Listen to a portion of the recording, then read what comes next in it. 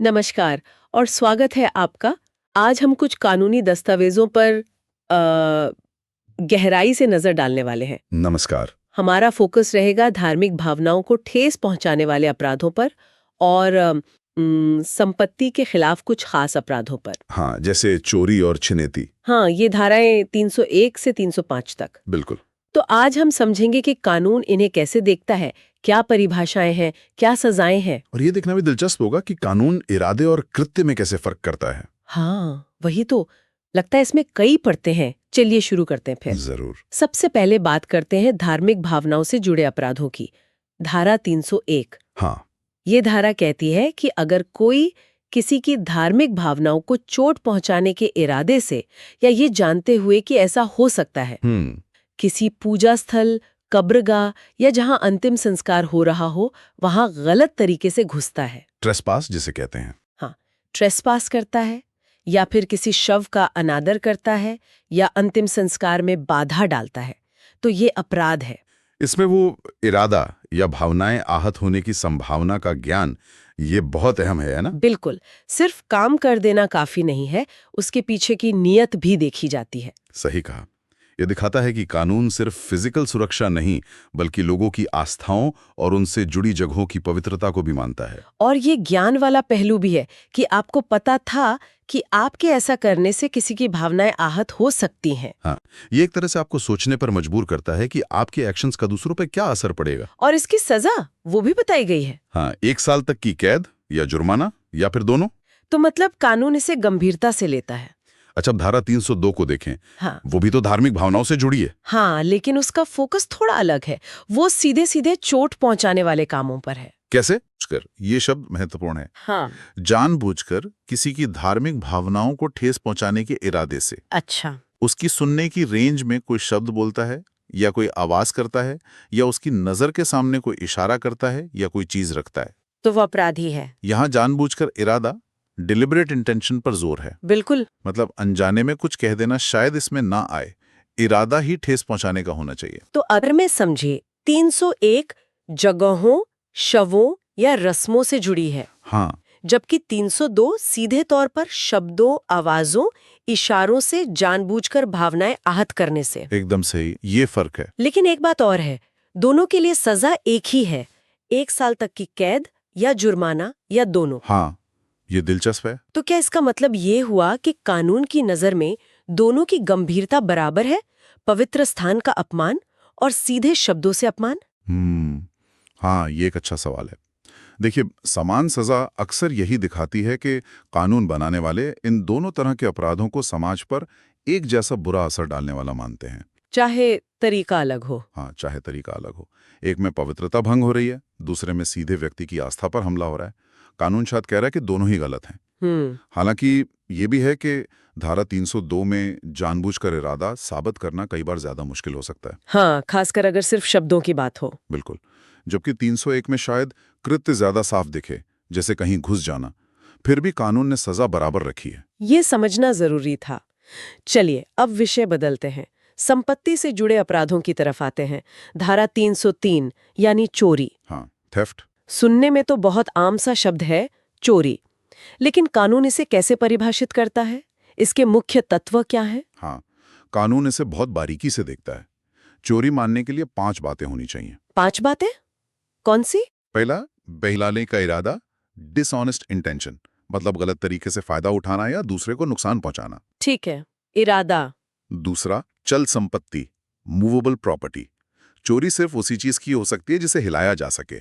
जमीन की चोरी नहीं हो सकती जब तक वो जुड़ी है। अच्छा, चल संपत्ति। तीसरा, किसी के कब्जे से बाहर ले जाना, आउट ऑफ पोजेशन।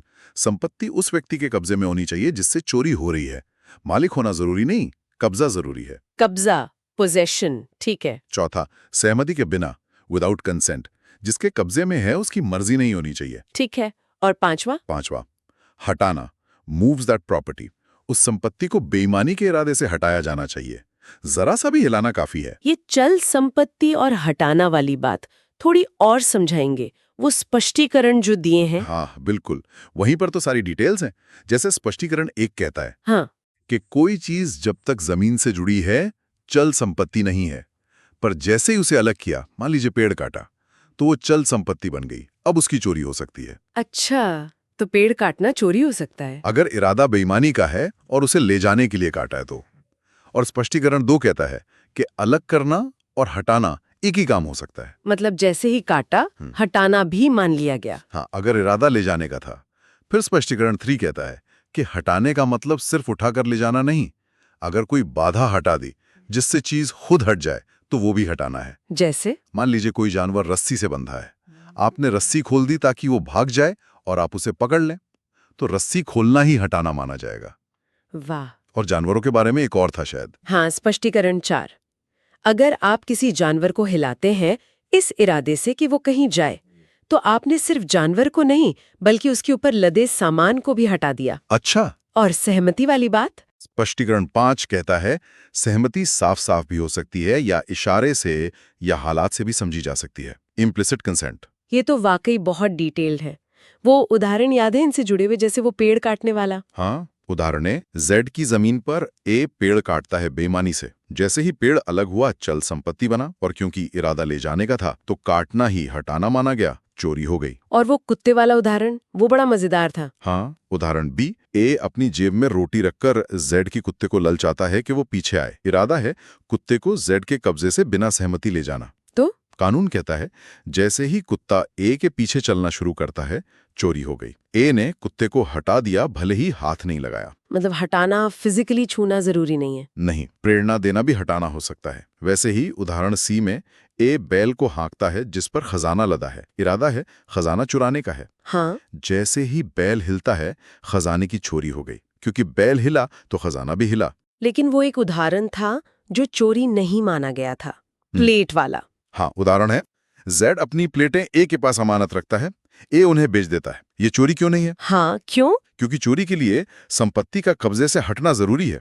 यहाँ प्लेटें जेड की थीं, पर कब्जा ए के पास था। जब ए ने बेची तो उसने जेड के कब्जे से नहीं हटाई, वो तो पहले से ए के पास थीं। अच्छा, तो ये चोरी नहीं है, कुछ और हो सकता है। हाँ, ये शायद आपराधिक विश्वासघात हो, क्रिमिनल ब्रीच ऑफ ट्रस्ट। वो अलग अपराध है। ये दिखाता है कि कब्जा कितना महत्वपूर्ण है चोरी के लिए। मालिकाना हक अलग है, कब्जा अलग। समझ गए। कब्जे का पहलू बहुत जरूरी है। अच्छा, अब सजा की बात करें। चोरी के लिए क्या सजा है? सामान्य चोरी के लिए धारा 303(2) कहती है 3 साल तक की कैद या जुर्माना या दोनों। या मतलब कोई एक या दोनों? हाँ। लेकिन अगर कोई बार बार चोरी करे तो आदतन अपराधी? हाँ, उसके लिए कानून सख्त है। अगर कोई दूसरी बार या उसके बाद चोरी का दोषी पाया जाता है तो वो सजा बढ़ जाती है, कम से कम 1 साल और ज्यादा से ज्यादा 5 साल तक की कठोर कारावास, रिगरस इम्प्रिजनमेंट, और साथ में जुर्माना भी। अच्छा, यहाँ और जुर्माना है, मतलब जुर्माना लगेगा ही? हाँ, यहाँ अनिवार्य है। ये बार बार अपराध करने से रोकने के लिए है।